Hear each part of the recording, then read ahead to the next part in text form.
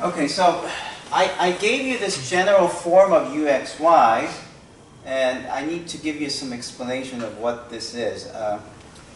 If you have a polynomial of two variables, a polynomial is sum of some x to the n and y to the n with some m with some coefficient, right? And you're adding them up. That's called a polynomial, but it has to be a finite sum. If it's an infinite sum, it's not a polynomial, it's an infinite series. But if it's a finite sum, then the degree of a term is defined as the sum of the exponents. Okay. So what's the degree of this term? 4. 2. It's 2. How about this one? 2. How about this one? It's 1 and 1, so 1 plus 1, so it's 2, right? So these three will be degree 2 terms, right?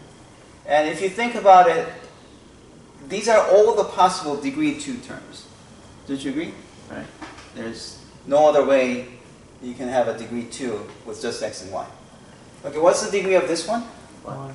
This one? 1. Those are all possible degree 1 polynomials, right? Yeah. So degree 1 terms. So this degree 1 monomial, that's how they say it. Degree 1 monomial, this is another degree 1 monomial, and this will be the degree 0, or the constant term. Okay? And what we want to do is we want to find out what's the condition for such a degree 2 polynomial to satisfy the Laplace equation, which is Laplace equation is uxx plus uyy equal to 0, right? That's what it means, right? So I just take this and plug it in and see what kind of conditions I need, okay? And this will have some cool application in the next example I show you, right? Okay, so let's do this. If you differentiate ax squared twice by x, what do you get? A. If you differentiate y squared, Is it A? it's just A. Oh no, 2a, right? 2a. 2a, right? Differentiate once 2 comes down, and then differentiate again, you get 2a. Okay, if you differentiate by squared by x, you get 0. 0. How about this one? Well, if you differentiate once by x, it's cy, but then if you differentiate again by x, you get 0. 0. So that doesn't give you anything either. How about this one? 0, 0, 0. Oh, so uxx is just 2a. That's it. That's the only thing. Okay. How about uyy? It'll be the same. 2B. It'll be just it's the same thing, except it's 2b, right? Equals to 0. And then if you solve this for b, b will be just negative a. And that's the only condition. In other words, if you replace b by negative a, you have uxy equal to a x squared minus a y squared plus cxy plus dx plus ey plus f. And you can even factor the a out, and you can say that the generic second order polynomial that satisfies the Laplace equation looks like this, plus cxy plus dx plus ey plus f. Now let's think about the consequence of what it's saying. Since this is going to satisfy the Laplace equation for any value a, c, d, e, f, you could set pretty much a, c, d, e as 0 and get f only. So it means that any constant function would satisfy the Laplace equation. Okay? Yeah. If you set a and c as 0, then you have what? That's a generic plane in 2D. If you say z equals to ax plus by plus c, that has a graph that's like a plane, right? It's a straight plane. Such a thing would satisfy Laplace equation. Okay? And then So these are pretty trivial, but then now you see that xy satisfies the Laplace equation, right? And x squared minus y squared also satisfies the Laplace equation, right? Is that okay? Yeah. Now there's something going on here. It's that if you draw the level curves of xy, so if you have z equals to xy and you set z equals to 0, 0 equal to xy will give you this one as the level curve. This is like something that you learn in vector calculus. And if you have z as 1, 1 equals to xy would give you this thing and that thing. If you have z equals to 2, so this will be, usually people say k equals to 0, k equals to 1. This will be k equals to 2. This will be k equals to 1. K equals to 2. Have you seen something like this? Level curves? Right? And this will be like k equals to -1. -1 gives you over here. And then k equals to -2 gives you something here. So if you're a person here, sitting here, if you go this way, are you climbing up or down? Up. You're going up, right? Yeah. Going this way, you're going up, right? But what happens if you go this way? You're going down, and because this is like below the sea level, there will be water here, water there, right? You're going below the sea level in these two directions. Now, can you picture what kind of shape this graph would be like? If you have z equals xy in 3D, what shape does that have? Saddle? Saddle. Pringles. Pringles chip. Right?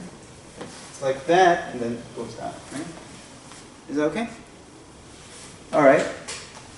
Now, what about this one? Z equals to x squared minus y squared. Well, when z is positive 1, 1 equals to x squared minus y squared. I wonder how many of you know how to draw this graph? Do you know the graph of this? Does anyone know the name for this graph? This one used to be a common knowledge, but then people started taking out so many things in high school math. Now nobody knows what that is. Okay, if you plug in 0 for y, you get x squared equal to 1.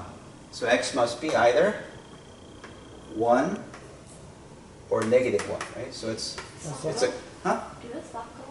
What? The circle. It's not the ellipse. It's this one. And do you know the name for that? No. Oh, okay. Yeah. So some of you were in high school in a different country, and you guys learned that in that country, except that now you don't know the name for it, unfortunately. It's called hyperbola. Hyperbola, yeah. So as you increase the y value, you can bring this over to the other side, and then you see that the x values will always come in plus and minus, but they're also going to increase, right? So it's going to increase like that, increase like that, and there's a symmetry, so it's going to move like this. Okay. So that's called the hyperbola. Hyperbola. And what happens is that this will be k equals to 1, and then if you have k equals to -1, it will be this way.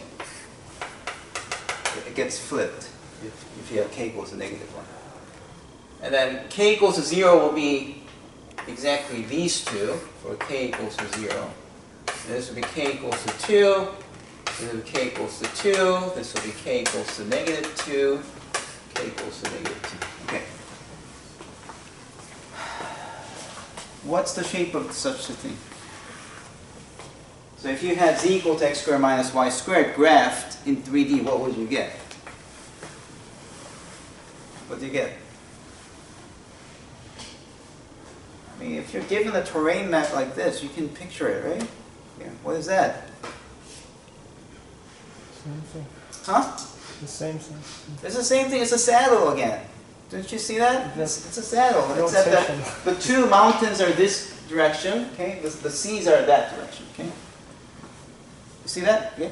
So in fact, what happens is that if you take this and you rotate 45 degrees, you get something like this with some coefficient here. I think it's 2xy or square root of 2xy. I'm not so sure. It's one of those two. Okay?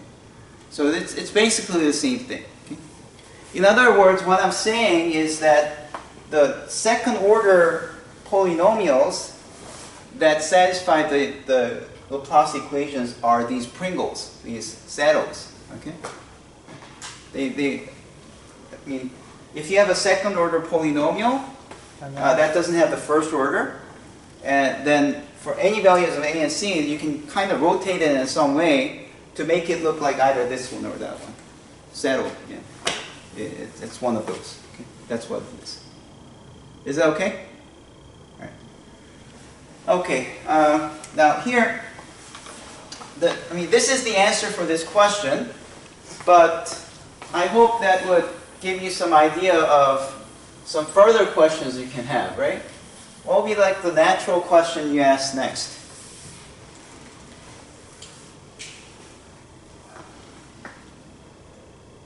What's like the next question you would ask after this? What if we... Third order, right? Third order. Oh, okay. So what if your function was like third order, ax cubed plus bx squared y plus cxy squared plus dy cubed, right? You can also try to find out all the possible third order polynomials that would satisfy this. Okay. Should we try? uxx would be what? Monomial, right? 6ax would be by, no, 2by, and then that's it, right? Yep. Then uyy would be, all these will be 0 if you differentiate by y twice. This would be 2cx plus 6dy, right? Okay. And now you want this to equal to 0. uxx plus uyy has to be equal to 0. So you see that 6a plus 2c must equal to 0, right? And then 6b plus 6d. Not 6, 2. No, 2b plus 6d must equal to 0, so that you get c must be negative 3a, and b must be negative 3b. Plug that back in here, you see that the generic third order polynomial, or third order terms that would satisfy the Laplacian would be, let's see, yeah, so ax squared is a is a, but then c would be negative 3 and b would be negative 3d, so it's negative 3d x squared y minus 3a xy squared plus dy cubed, right? So that if you combine these two and combine those two, you see that the generic solutions look like either a times x cubed minus 3x squared y. So this is one set of polynomials that would be giving 0 for the Laplace. And then, well, we wrote d, but we can just say this is c and then c1 and c2. And the other one would be y cubed minus 3xy squared. So these are the functions that are, it's called holomorphic. Holomorphic third order functions look like the linear combination of these functions. That's what we find.